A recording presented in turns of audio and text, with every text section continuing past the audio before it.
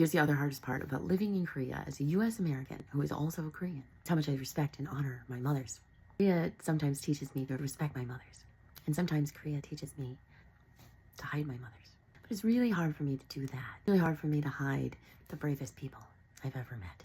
It was recently Mother's Day in the USA, and it's Parents' Day in Korea. So I was juggling time zones to talk to my mom in the USA on the phone. I was born in Korea. It's my first home. I left Korea for the USA when I was just a baby. Alone, and not entirely alone. I'm one of hundreds of thousands who left Korea every day. Many immigrants voluntarily choose to leave their home country and adapt to the new one. I grew up surrounded by white US Americans. I became one. When I was very young, I knew I lost something big. Instead of looking at myself, I totally ignored this. And I spent the next several years very diligently focusing only on the positive. But then I got very sick, and doctors were very, very worried and suspected the cause must be genetic. I could not focus only on the positive anymore.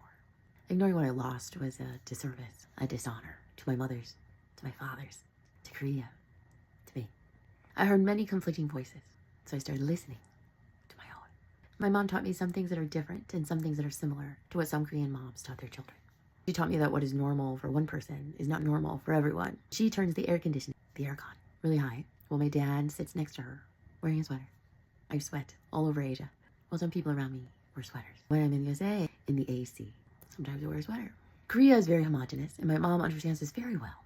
She grew up in a small, homogenous town, cooking and meticulously cleaning.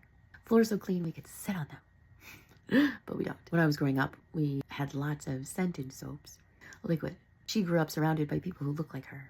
So she taught me to openly welcome people, even if they're different, regardless of race, regardless of culture. She welcomed me as her family, even though I was different. She taught me that many people in this world have less than we have, and that we should be compassionate. She taught me that when people need help, we step up. We help them. After I lived in Korea for many years, she welcomed me home again, even though I was very different, now doing things that were not normal to her, such as looking for Americano coffee after lunch, black, instead of using flavored creamers and milk. Growth is never comfortable. Like many Korean moms, she taught me to obey her. Spoiler alert again. Sometimes doing what white US American women do isn't always the same for me. Sometimes I had to find my own way to survive. She taught me to share with gifts and food. Food in Korea is often very sweet and sugary compared to the USA. When I first moved to Korea, I would call her all the time and I would tell her the food is too sweet for me, too sugary, even the garlic bread. She listened to me again and again, and she comforted me. And she sent me my favorite US salty snacks and sweet snacks and scented soaps. Liquid. It's not just for me, but for my new Korean friends of all ages who were taking such good care of me during a pandemic. She gives gifts more than anyone I've ever seen. Every birthday and every holiday, I jumped through hoops with customs to get my pink Starbursts and Girl Scout cookies. When I returned to the USA after living in Korea for many years, I was very happy to eat my favorite salty garlic bread again. But now the garlic bread in the USA was too salty for me. Growth is never comfortable. My mom smiles at strangers, mostly kids. Smiling at strangers is well received by many countries. I've met so many lovely people all over the world who have welcomed me into their homes, just like my mom does. To you, I feel home, away from home, well away from home. She taught me there are many different kinds of education. When I started kindergarten, I was very shy and I would not talk. She enrolled me in a dance academy. I eventually grew brave enough to move across the planet alone again. I moved from the USA to Korea. My mom and dad went to Thailand and Korea with me. They drove cars in the USA, but they walked in the rain and humidity all over Seoul, and we were denied taxis. She was open to trying new foods in Korea, even though it was very hard for her. After meeting people from all over this world, I learned that avocados are scary to some. I missed avocados every day when I was living in Korea. She taught me the wisest people are the people who can say, I didn't know. I do not know everything. She taught me to carefully make decisions.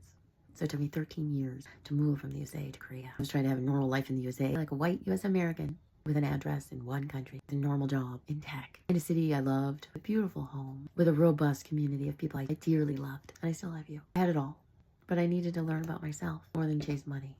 I spent the next several years listening to and teaching people around the world tell me they would rather be happy than chase money. Mom grew up in a time where women's voices were often silenced, were often unheard, so she taught me to use my voice more than her generation. I grew up listening to her say, we always want to give the next generation better than what we had. While living in Korea, I adapted to the environment in many ways, because my mom didn't understand me anymore. Her daughter was now talking about applying sunscreen, carrying an umbrella for the sun. It was a gain, but it was also a loss. Loss has made her understand the other great loss of my other mother.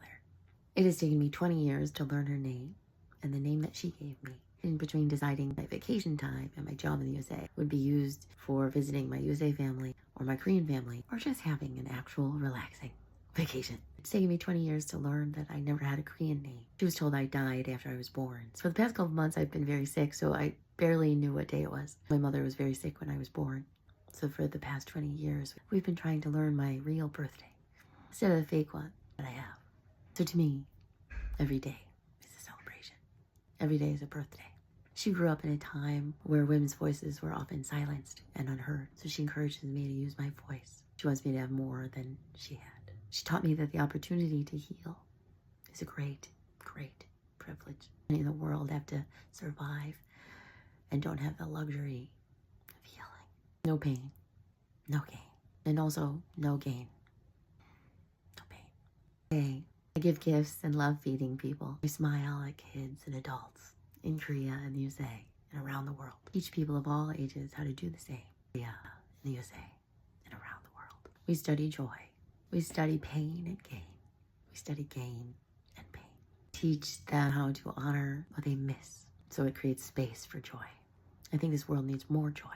The impact of war impacts generations to generations all over the world until someone heals it.